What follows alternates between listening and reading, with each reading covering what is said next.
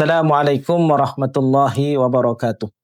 Alhamdulillah rabbil alamin wassalatu wassalamu ala asyrafil anbiya'i wal mursalin wa ala alihi wasahbihi ajma'in. Bertemu sekali lagi dalam rancangan Jom Login, program temu bual bersama dengan saudara baru kelolaan bawah Perkim Cawangan Datuk Keramat. Jadi program ni seperti mana biasa saya akan hostkan sama dengan Muhammad Syami bin Abdul Aziz selaku pengerusi Perkim Cawangan Datuk Keramat.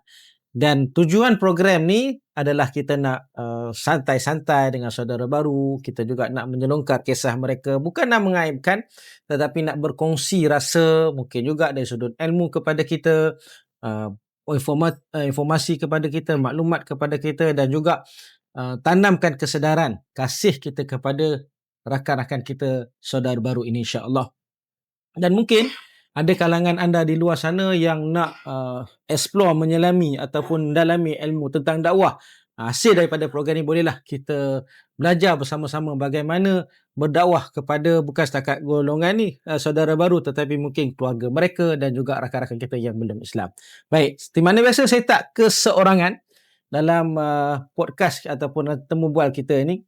Sebab kalau seorang-seorang dia jadi ceramah. Jadi kita akan ada temu bual tetamu saya pada hari ini. Minggu lepas kita dengan seorang perempuan, Kak Syuhada, dan minggu ni insya-Allah kita bersama dengan saudara baru kita yang saya namanya Muhammad Prakash Muhammad Prakash. Okey, assalamualaikum Prakash. Waalaikumsalam. Sihat Sihat. Dah makan? Dah. Alhamdulillah. Baik. Jadi biasalah tak sah kalau tak kenal maka tak cinta. Kita nak minta saudara Prakash mungkin boleh perkenalkan diri sikit, latar belakang diri, asal mana, umur berapa, dan mungkin bila masuk Islam tu. Okey, sila. Okay. Nama saya Prakash Balakrishna. Prakash Balakrishna. Prakash anak lelaki Balakrishna. Nama asal sebelum Islam Prakash juga? Nama selepas masuk Islam Muhammad Prakash. Tambah Muhammad lah. Tambah Muhammad. Ya. Saya berasal dari Perak, Taiping. Tapi umur 15 dah datang KL dah. Okey. Sampai sekarang lah. Sekarang dah umur 42, nak masuk 43 bulan depan. KL mana? KL saya belajar sekolah, saya habis SPM semua dekat Ampang, Pandan Indah. Ampang. Lepas tu dengan bapa, tinggal bersama bapa Puchong. Lepas tu bapa meninggal pada 2011. Okey. And then lepas tu di Putrajaya lah dengan family. Selepas berapa orang adik-beradik? Adik-beradik kami 5 orang. 5 saya orang. yang sulung. Selepas Selepas saya perempuan dan 3 lelaki. Kami 4 lelaki, 1 perempuan. Prakash sudah berkahwin atau belum? Belum lagi. Belum berkahwin lagi. Muka handsome. Ya. Belum ada teman. Okey. So bila masuk Islam? Tahun lepas, bulan 1. Oh, baru lagi. 2025 bulan Januari 2025. Ya. Oh, baru setahun lebih lah. Ya, Okey. setahun lebih. Masuk Islam di mana? Saya masuk Islam di Putrajaya. Terus Sebelum masuk Islam tu berapa lama tempoh nak masuk Islam tu? lebih kurang tahun 2015, ujung 2015 atau awal 2016, saya tak berapa pasti. Lebih kurang time tu saya pernah bercerita di family, straight talk dengan mak saya. Saya pernah beritahu saya nak tukar agama. Okey. Nak masuk Islam. Kenapa sebab tu? Kenapa nak tukar agama situ?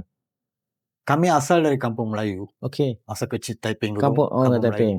Saya ada banyak kawan Melayu. Saya suka bawa kawan saya lepas main bola lepas sekolah saya suka ikut dia orang pergi masjid. Saya tunggu kat luar tengok dia orang. Oh, you main bola Dari zaman sekolah saya memang minat. Yang saya minat tu solat, itu saja. Saya boleh cakap dengan suka tengok orang solat lah. Suka tengok orang solat dari dulu. And then sampai satu masa 2015 tu saya memang ambil keputusan untuk masuk Islam. Tapi umur berapa masa tu? 2015. 33. Okay. Tapi family tak bagi.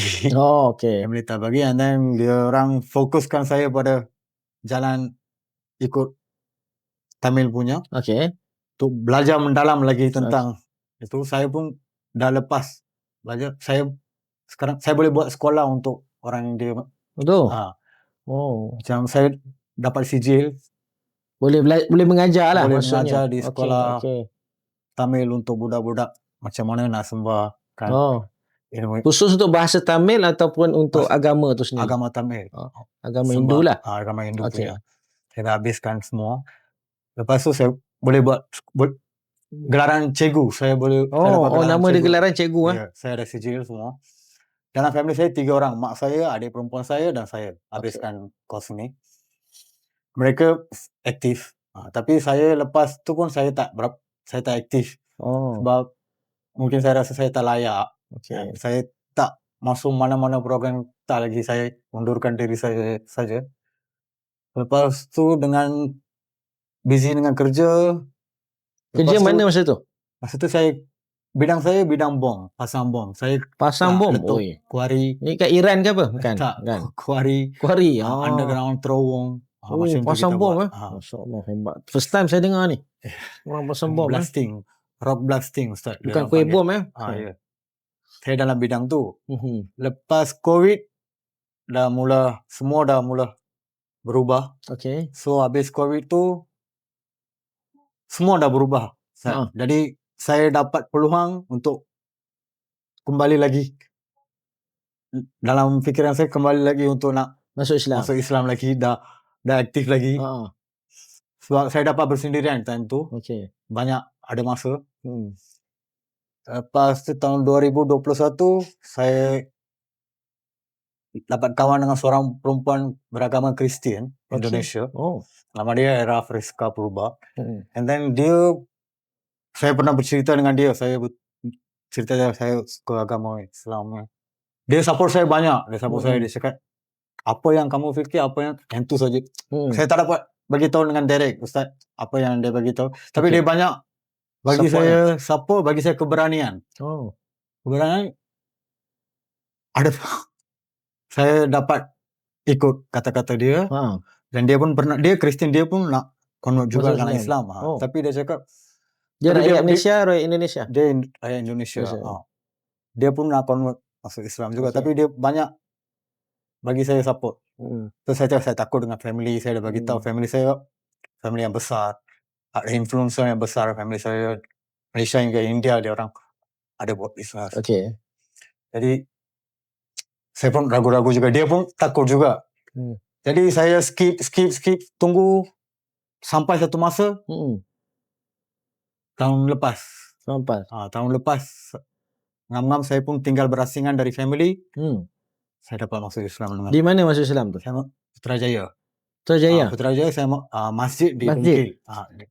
Masjid Dengkil, bukan masjid di Dengkil. Putra tu.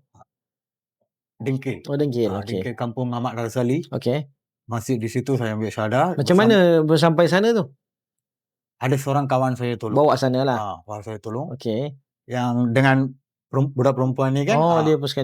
Dia tak datang sekali, dia support. Dia bagi saya keberanian untuk ni. Jadi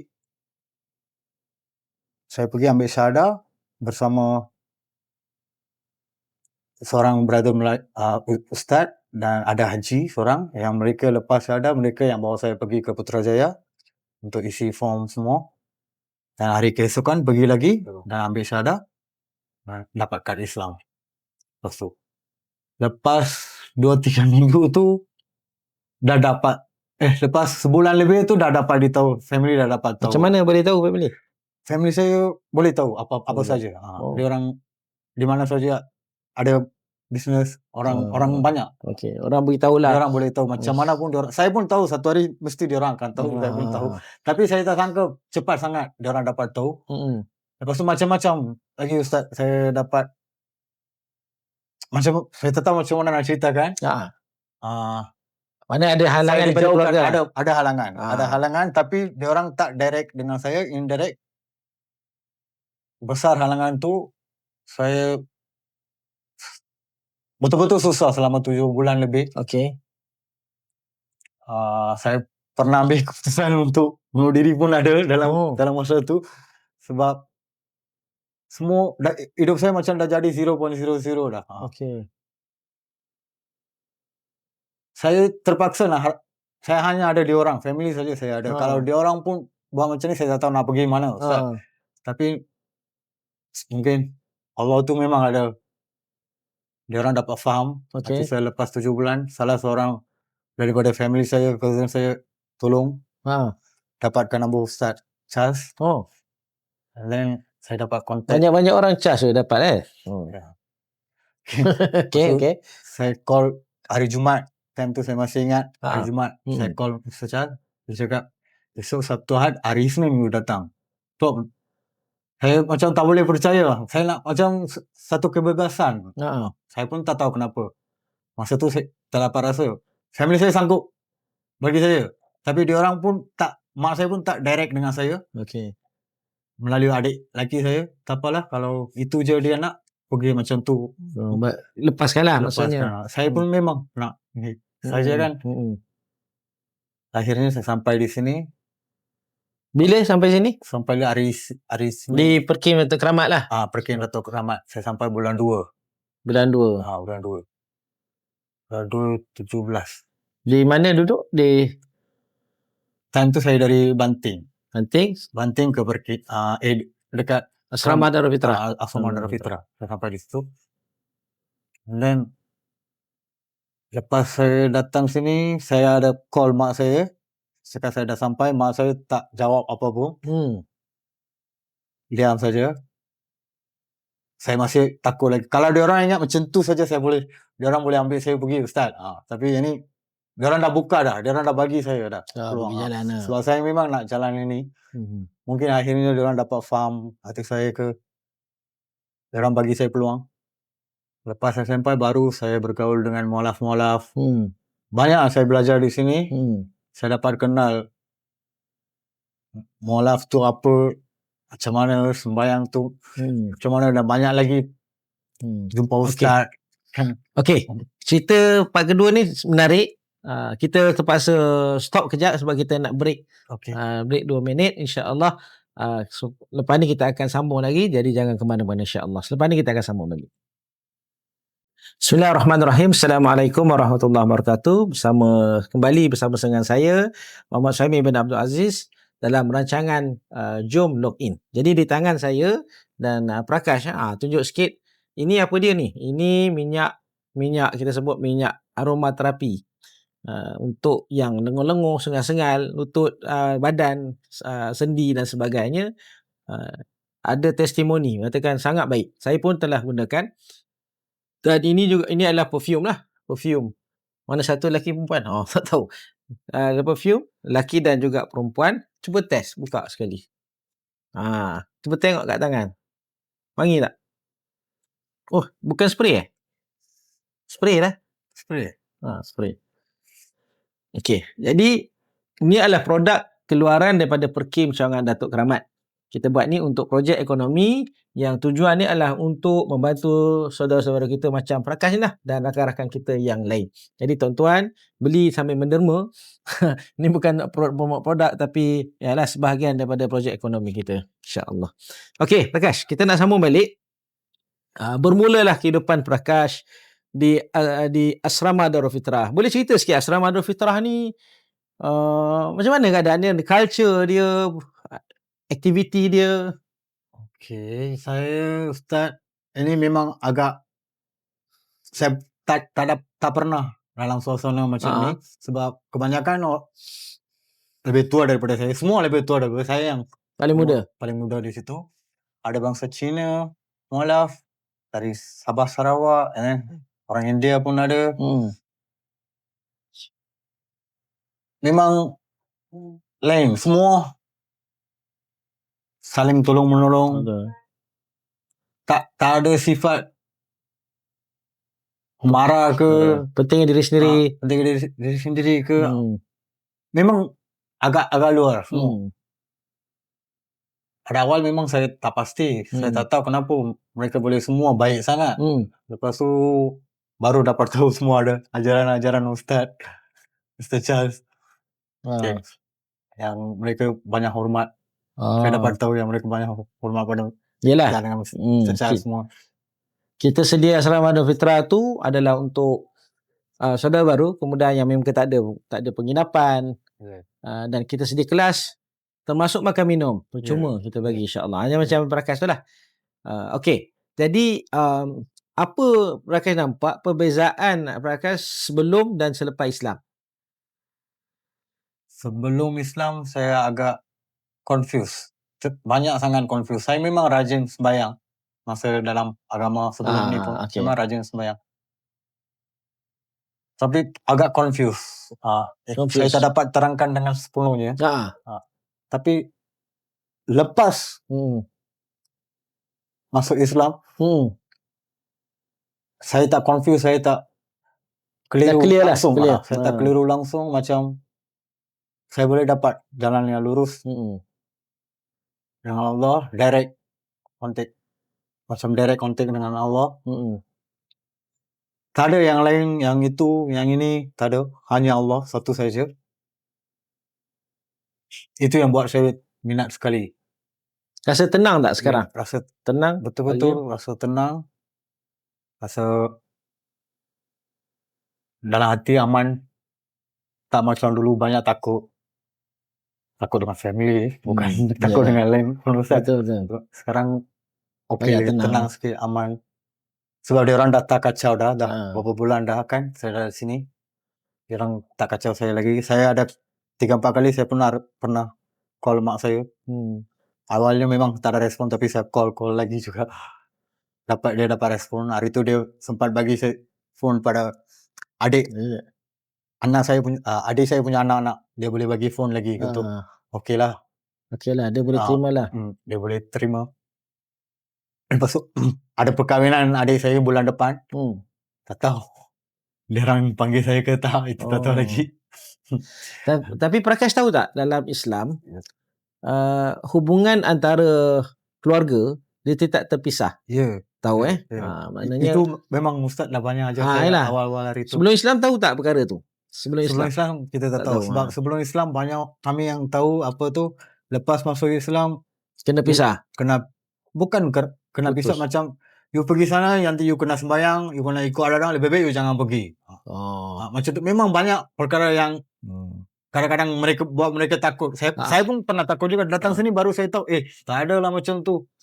Semua okey je. Lebih lagi ustaz pun banyak support. Kau kan boleh pergi family. Macam hari tu adik saya yang nak kahwin tu, Akmal pun berkata, nanti adik kau kahwin, dia orang panggil tak kahwin, panggil ke tak, kita pergi je lah.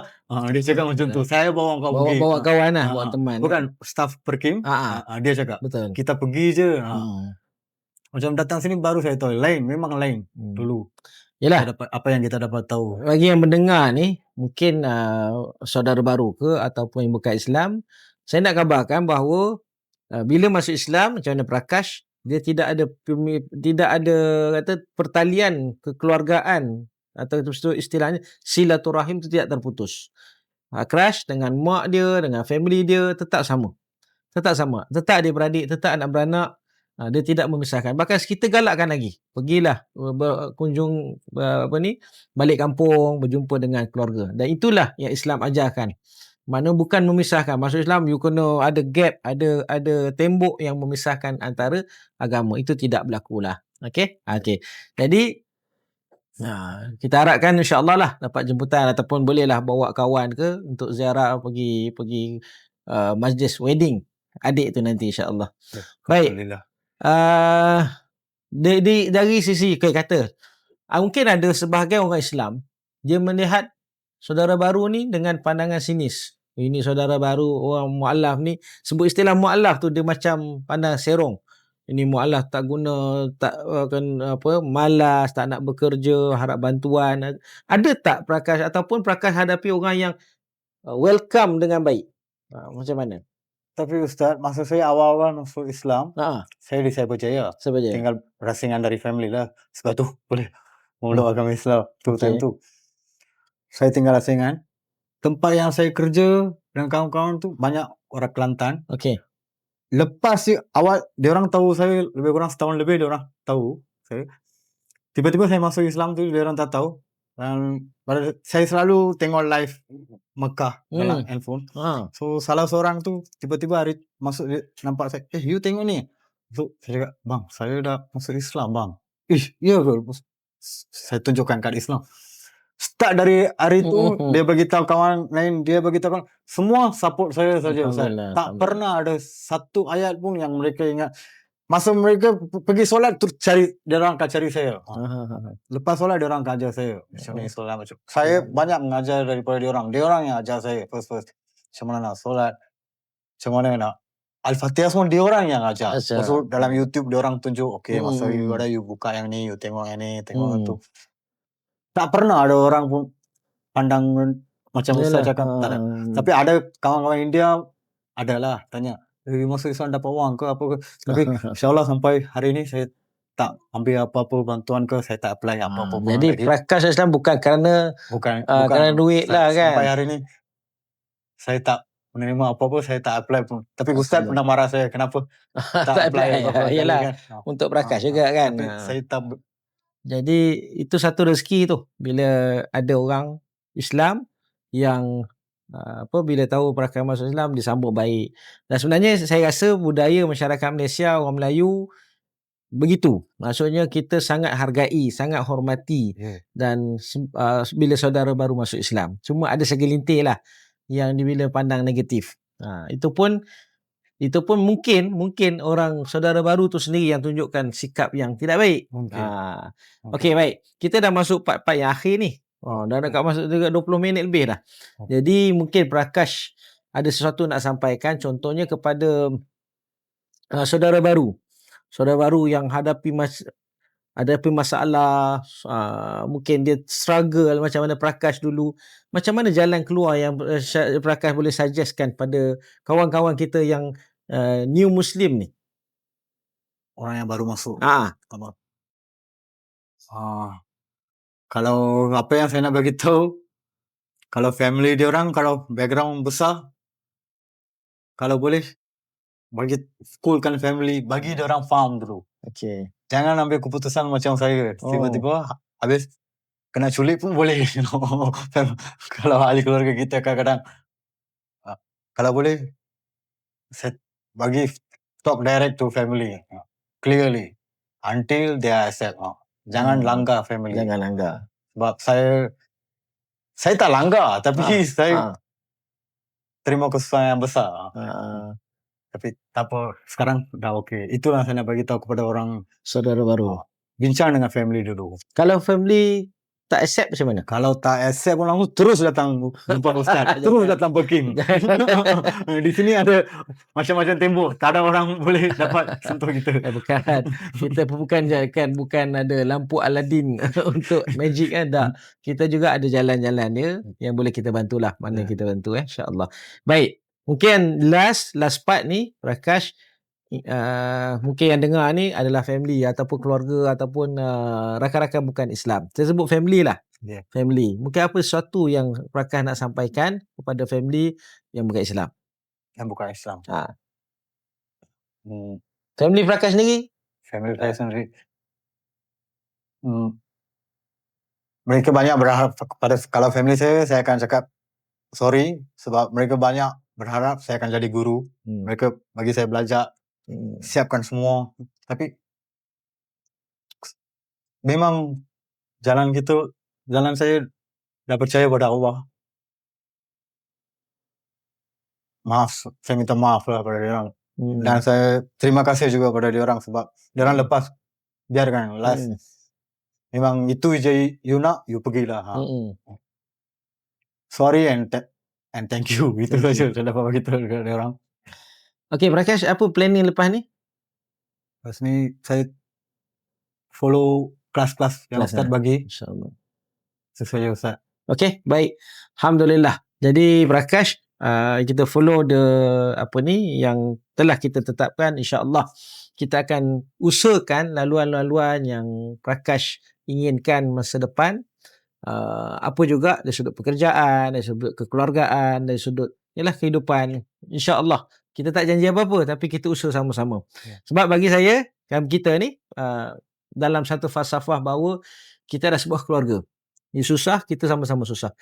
Sesenang, kita share sama-sama senang. Macam tu. Itu yang akan kita buat supaya saudara baru kita ni tidak terkontang-kanting, tidak dibiarkan tanpa handuk tujuan, insya-Allah. Jadi tuan-tuan yang rahmati Allah sekalian, itu yang kita dapat kongsikan bersama dengan saudara Prakash pada hari ini. Banyak yang kita pelajari dan keinsafan kepada kita yang sedia Islam, bahawa nikmat hidayah, nikmat Islam, nikmat itu nikmat paling berharga yang kita tak menempuh apa-apa cabaran dalam kita nak mengecapi nikmat Islam dan iman itu. Berbanding dengan kawan kita Prakash ni, bagai ujian yang dihadapi hanyalah nak mempertahankan kalimah tauhid la ilaha illallah. Jadi bagaimana kita menghargai kalimah tersebut dalam diri kita. Ini persoalan yang sama-sama kita fikirkan. InsyaAllah mudah-mudahan kita terus mempertahankan akidah kita dan diri kita sampai kita bertemu dengan Allah Subhanahu Wa Taala. Jadi kita berhenti di sini. InsyaAllah kita akan sambung lagi dalam siri akan datang. Jom log in. Sekian dulu daripada saya. Bila taufiq wal hidayah. Assalamualaikum warahmatullahi wabarakatuh.